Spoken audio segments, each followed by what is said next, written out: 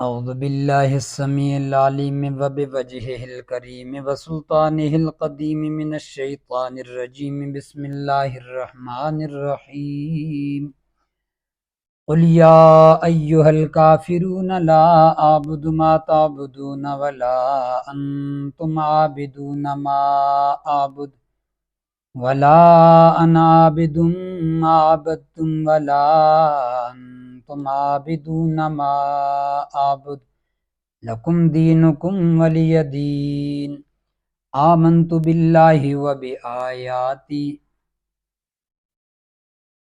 سورۃ الکافرون مکہ مکرمہ میں نازل ہوئی، 6 آیات پر مشتمل ہے۔ اس سورہ مبارکہ میں اللہ رب العزت نے توحید کو مکمل طور پر بیان کیا اور شرک کی مکمل طور پر نفی فرمائی،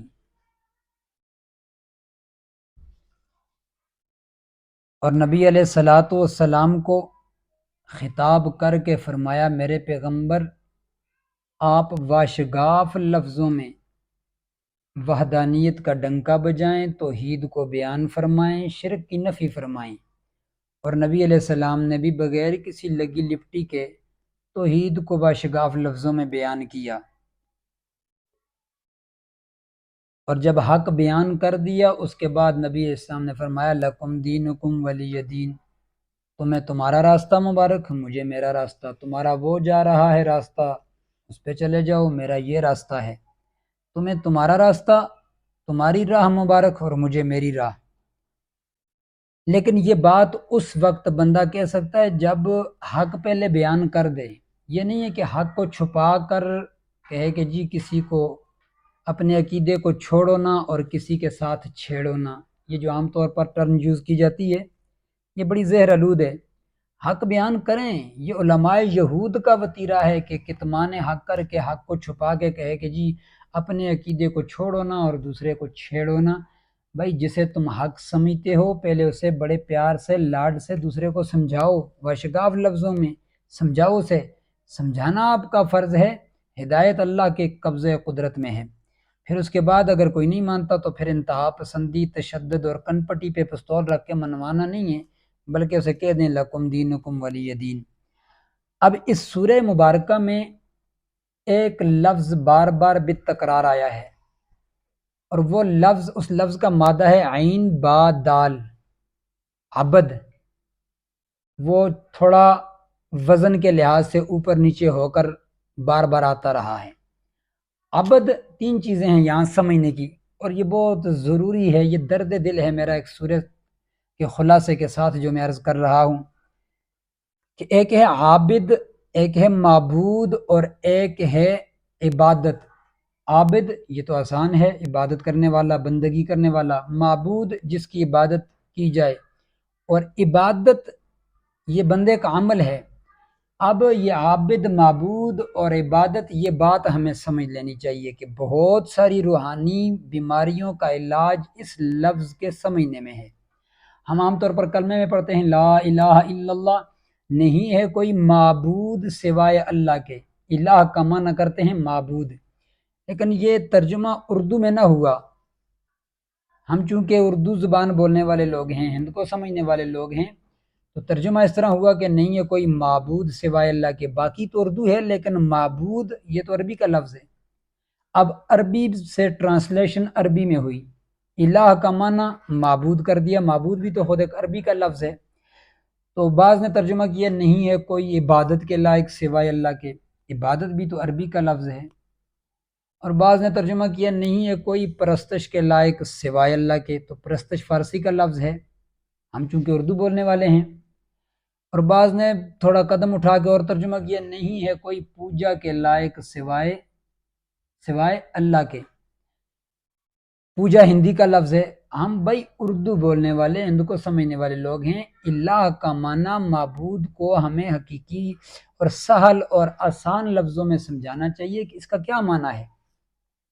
تو آج تک ہم کلمہ بھی مسلمان کثرت سے پڑھتے رہے لیکن معبود کا، الہ کا معنی نہ سمجھے، اس لیے وہ کلمہ پڑھ کے بھی شرک میں لتھڑے رہے۔ آج مسلمان کوئی ٹخنوں تک، کوئی زانووں تک، کوئی ناف تک، کوئی گلے تک شرک میں لتھڑا ہوا ہے، اور بزے میں خواہش یہ سمجھتا ہے کہ میں تو بڑا موحد ہوں، بڑا توحید والا ہوں۔ تو یہ بڑی اللہ کی مار ہے نا، گناہوں کی پاداش ہے کہ بندہ بھولا ہوا یہ بھول جائے کہ میں بھولا ہوا ہوں۔ یہ گناہوں کی مار ہے کہ بھولا ہوا بندہ بھول جائے کہ میں بھولا ہوا ہوں، راستے سے بھٹکا ہوا چلتا جا رہا ہے، چلتا جا رہا ہے، اور اسے پتہ ہی نہیں ہے کہ میں راستہ بھٹک گیا ہوں۔ وہ اس کی منزل اور اس کا اختتام کہاں ہوگا؟ اللہ بر وقت سمجھنے کی توفیق عطا فرمائے۔ تو عبادت کو سمجھنا ہے۔ یہ علامہ سید میر شریف رحمۃ اللہ علیہ نے جو عبادت کا ترجمہ کیا، خواہشات نفس کے خلاف کسی ذات کی ایسی تعظیم کرنا کہ وہ عبادت کہلاتا ہے، کوئی تعظیم کسی ذات کی خواہشات نفس کے خلاف۔ لیکن ایک ترجمہ علامہ ابن قیم رحمۃ اللہ علیہ نے کیا ہے، اور اس ترجمے کی تائید قرآن پاک کی بہت ساری آیتیں کرتی ہیں۔ علامہ ابن قیم رحمۃ اللہ علیہ نے جو ترجمہ کیا اور جو عبادت کی تعریف کی، وہ فرماتے ہیں العبادت عبارت عن الاتقاد والشیوع بان المعبود سلطۃ غیبیہ ما فوق الاسباب فکل دعاء و تعظیم و نظر و قیام، بہت ساری چیزیں آگے گنتا رہے بندہ جتنی بھی ہو سکتی ہیں۔ ینشؤ بہذا الاعتقاد فہی عبادت، ایک نظریہ، ایک سوچ، ایک عقیدہ انسان کے عمل کو عبادت بنا دیتا ہے۔ تھوڑی سی توجہ کے ساتھ، انسان کا ایک عمل، انسان عمل کر رہا ہے، تعظیم کر رہا ہے کسی کی، اس تعظیم کو عبادت بناتا ہے اس کا نظریہ، اس کا عقیدہ، اس کی سوچ اور اس کی فکر، اس تعظیم کو عبادت بناتے ہیں۔ ویسے عام طور پر کوئی عام تعظیم عبادت نہیں ہے، بندہ کسی کی بھی تعظیم اور احترام کر سکتا ہے، لیکن اتنی تعظیم نہ ہو کہ بندہ تعظیم جس طرح عیسائیوں نے عیسیٰ علیہ السلام کی، یہودیوں نے عزیر علیہ السلام اور موسیٰ علیہ السلام کی تعظیم کی، بعض روافظ حضرت علی کی تعظیم کرتے ہیں، بلکہ زیادہ تر روافظ اور اہل تشیع ایسی تعظیم نہ ہو۔ وہ شاعر کہتا ہے کہ تازہ ہوا کے شوق میں عباسیان شہر، تازہ ہوا کے شوق میں عباسیان شہر، اتنے نہ در بناؤ کہ دیوار گر پڑے، سر جھکا کر ملنے میں کچھ حرج نہیں مگر سر اتنا مت جھکاؤ کہ دستار گر پڑے۔ اتنی بھی تعظیم نہیں ہونی چاہیے، اور تعظیم کے پیچھے اگر عقیدہ بھی غلط ہو، ایک سوچ غلط ہو، جو علامہ ابن قیم رحمۃ اللہ علیہ بتاتے ہیں، اگر ایسی سوچ کے ساتھ کسی کی تعظیم کی تو سمجھو وہ تعظیم عبادت ہے۔ یعنی ایک نظریہ عمل کو عبادت بنا دیتا ہے، ایک عقیدہ عمل کو عبادت بنا دیتا ہے۔ اور وہ کیا عقیدہ ہے کہ میں جس ذات کے لیے یہ عمل کر رہا ہوں، یہ تعظیم کر رہا ہوں، وہ ذات مجھے دیکھ رہی ہے، سلطۃ غیبیہ، اس کو مجھ پر غیبی تسلط حاصل ہے، وہ عالم الغیب ذات ہے، وہ مجھے دیکھ رہا ہے، میں اسے نہیں دیکھ سکتا، اور وہ راضی ہوا تو میرا کام بن جائے گا، وہ ناراض ہوا تو میری بیڑی میں بٹے ڈل جائیں گے، یعنی میرا بیڑا غرق ہو جائے گا۔ اور عالم الغیب کو سمجھنا ہے، غیب کی تعریف حضرت مولانا سرفراز خان صاحب صفدر رحمۃ اللہ تعالی علیہ رحمۃ واسعہ نے ازالۃ الریب میں بہت ساری کتابوں کے حوالے جمع کر کے غیب کی بڑی پرمغز بحث کی انہوں نے۔ وہاں پر دیکھ سکتا ہے بندہ کہ غیب کہتے کیسے ہیں۔ تو پھر کہ بندہ یہ کسی کے سامنے یہ عمل کرے، یہ تعظیم کرے، یہ چیز کرے کہ یہ جس کے لیے میں کر رہا ہوں وہ مجھے دیکھ رہا ہے، میں اسے نہیں دیکھ سکتا، اور وہ راضی ہو گیا تو میرے وارے نیارے ہیں، وہ ناراض ہو گیا تو میرا پٹھا بیٹھ جائے گا۔ اس نظریے سے کوئی کام بھی کرے گا، کوئی تعظیم کرے گا تو اس کا یہ عمل عبادت بن جائے گا۔ اب مثال کے طور پر سمجھیں کہ ہم جمعے کی نماز پڑھنے کے لیے جاتے ہیں، 2 فرض پڑھتے ہیں، سنتیں پڑھتے ہیں، نوافل پڑھتے ہیں، اس لیے کہ جس کے لیے آئے ہیں وہ ہمیں دیکھ رہا ہے، ہم اسے نہیں دیکھ سکتے۔ وہ راضی ہو گیا تو ہمارے وارے نیارے ہو جائیں گے، وہ ناراض ہوا تو ہم خسارے میں پڑ جائیں گے۔ اب یہ نوافل ہیں، سنت ہے، فرائض ہیں، یہ ساری عبادت ہے۔ اب یہ عبادت اللہ کی عبادت ہے، اور یہ اس کا عمل عبادت ہے، اور کرنے والا عابد ہے، اور جس کے لیے کر رہا ہے وہ معبود ہے۔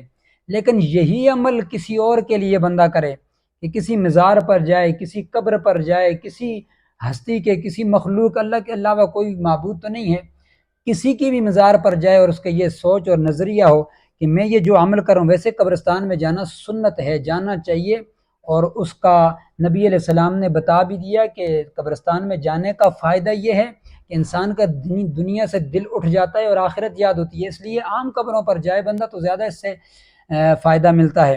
تو چلو خواص کی قبروں پر بھی جائے، لیکن یہ نظریہ اور سوچ ہو کہ میں جا کے وہاں پر عبرت حاصل کروں گا، پھر تو ٹھیک ہے۔ لیکن اگر وہ جا کر یہ سوچ رکھے کہ میں جس ہستی کی قبر پر آیا ہوں میں اسے نہیں دیکھ سکتا، وہ مجھے دیکھ رہی ہے، اور یہ راضی ہو گئی تو میرا کام بن جائے گا، یہ ناراض ہوئی تو میرا نقصان ہو جائے گا، اس کو غیبی تسلط مجھ پر حاصل ہے۔ اب وہاں پر جانا، یہ اس کا کوئی عمل کرنا اس صاحب قبر کے لیے اس نظریے کے ساتھ، یہ عمل بندے کو عابد، اس کے عمل کو معبود، اور اس صاحب قبر کو معبود، اور اس عمل کو عبادت بنا دے گا۔ یہ عمل بندے کا عبادت بن جائے گا، بندہ عابد بن جائے گا، اور صاحب قبر معبود بن جائے گا۔ اب دیکھیں، پیسہ لگانا کوئی جرم نہیں ہے، کوئی گناہ نہیں ہے، اور لگانا کوئی عبادت بھی نہیں ہے، لیکن یہ کب عبادت بنے گا کہ بندہ جب دیکھے کہ بھائی میں اس نظریے سے لگا رہا ہوں اللہ کی رضا اور خوشنودی کے لیے، اس کی تعظیم کے لیے، تو اللہ کی عبادت ہے۔ اگر یہی پیسہ کسی اور کی رضا اور تعظیم اور خوشنودی کے لیے تو اس کی عبادت ہے۔ اب دیکھیں، ایک حجر اسود ہے، نبی علیہ السلام نے بھی چوما، اور چومنے کا حکم بھی ہمیں دیا، اور اس کے فضائل و مناقب بھی بیان ہوئے۔ ہم چومتے ہیں اس پتھر حجر اسود کو، اور اس نظریے سے کہ یہ بڑا بابرکت ہے، اور اس کا حکم بھی شریعت میں موجود ہے، اور ہم اس کو چومتے ہیں اللہ کی رضا اور خوشنودی کے لیے، اللہ اور اس کا رسول راضی ہوتا ہے اس سے، اور شریعت کا عمل پورا کرتے ہیں ہم۔ اس کا چومنا تو اللہ کی عبادت بن جائے گا۔ لیکن اگر ہم کسی مزار کے پتھر کو جا کے چومیں، اور ذہن میں یہ نظریہ ہو کہ میں اس مزار کے پتھر کو چوم رہا ہوں، کہ جس کے میں مزار کے پتھر کو چوم رہا ہوں وہ صاحب مزار مجھے دیکھ رہا ہے، میں اسے نہیں دیکھ سکتا، اور یہ راضی ہو گیا میرا کام بن جائے گا، اور یہ ناراض ہوا تو میرا کام بگڑ جائے گا۔ اگر یہ چیز انسان کے معاملے میں آ گئی، عقیدے اور نظریے میں یہ چیز آ گئی، تو سمجھ لے کہ مشرک کے ساتھ سینگ نہیں ہوتے۔ اگر سینگ ہوتے تو دوپہرے 12 سینگے آپ کو بہت سارے دیکھنے کو ملتے۔ اللہ، اب دیکھیں آپ کے سامنے میں نے عبادت، عابد اور معبود، یہ تینوں چیزوں کو کوشش کی کھول کے رکھنے کی۔ اب اس سورہ مبارکہ کا ترجمہ آپ دیکھیں، فرمایا میرے محبوب پیغمبر کل فرما دیجئے میرے پھول، یا ایھا الکافرون، اے کافرو۔ یہاں پر ایک بات اور ذہن میں آ گئی، وہ عرض کر دوں کہ عام طور پر لوگ کہتے ہیں جی کافروں کو بھی کافر نہیں کہنا چاہیے، جی فلاں کو کافر نہیں کہنا چاہیے، پتہ نہیں بعد میں وہ مسلمان ہو جائے۔ تو اس کا برعکس تو یہ ہے کہ مسلمان کو مسلمان بھی نہیں کہنا چاہیے، کیا پتہ ہے مسلمان کل کافر ہو جائے۔ یہ شٹلیات ہیں، اوٹ پٹانگ کی باتیں ہیں۔ کافر کو کافر کہنا چاہیے، مسلمان کو مسلمان کہنا چاہیے، یہ نہیں ہے کہ کافر کو بھی کافر نہ کہو کل مسلمان ہو جائے گا۔ یہ اللہ کی بھی سنت ہے، قرآن کی بھی سنت ہے، محمد جوان صلی اللہ علیہ وسلم کی سنت ہے۔ فرمایا قل، فرما دیجئے میرے پھول، یا ایھا الکافرون، او کافرو، یا ایھا الکافرون، او کافرو۔ نبی صاحب نے بھی کہہ دیا او کافرو، کیا؟ لا اعبد ما تعبدون، میں نہیں عبادت کرتا اس کی جس کی تم عبادت کرتے ہو، ولا انتم عابدون ما اعبد، اور نہ تم عبادت کرتے ہو اس کی جس کی میں عبادت کرتا ہوں، ولا انا عابد ما عبدتم، اور نہ ہی میں نے عبادت کرنی ہے اس کی جس کی تم عبادت کرتے ہو، اور نہ ہی تم نے پوجنا ہے اس کو جس کی میں پوجا کرتا ہوں۔ یعنی یہ بالتکرار بار بار جو آ رہا ہے، یا تو یہ تاکید ہے، یا پھر یہ ماضی، حال اور استقبال کی طرف اشارہ ہے کہ اے مکہ کے مشرکو، تم نے ماضی میں بھی میرے رب کی عبادت نہ کی، حال میں بھی نہیں کر رہے ہو، مستقبل میں بھی اسی طرح ضد پر اڑے رہو گے، اور میں نے بھی ماضی میں بھی کبھی تمہارے معبودان باطلہ کی پوجا نہیں کی، حال میں بھی نہیں کرتا، مستقبل میں بھی نہیں کروں گا۔ یہ تکرار کا یہ مقصد ہے۔ اب ساری بات کھول کے بیان کر دی، فرمایا لکم دینکم ولی دین، تمہیں تمہارا دین، تمہارا راستہ مبارک، مجھے میرا راستہ مبارک۔ یہ نہیں ہے کہ جی ساتھ ساتھ چلیں گے، کچھ تھوڑا سا تم میری مان لو، کچھ تھوڑا سا میں آپ کی مان لوں، یہ قطعاً بھی نہیں ہے۔ اسلام دین، شریعت، حقانیت، حق واشگاف اور کھلے لفظوں میں بیان کرنا ہے، اس کی اپنی تاثیر ہے اسلام کی، حقانیت کی، وہ اپنا اثر اسلام دکھائے گا، لیکن ہم اسلام کو، حق کو کتمان حق کریں اور چھپا کے بیٹھ جائیں اور کہیں جی کسی سے چھیڑو بھی نہ، اپنا چھوڑو بھی نہ، یہ بڑا زہر آلود جملہ ہے۔ اللہ رب العزت ہمیں سمجھنے کی توفیق عطا فرمائے۔ وما علینا الا البلاغ۔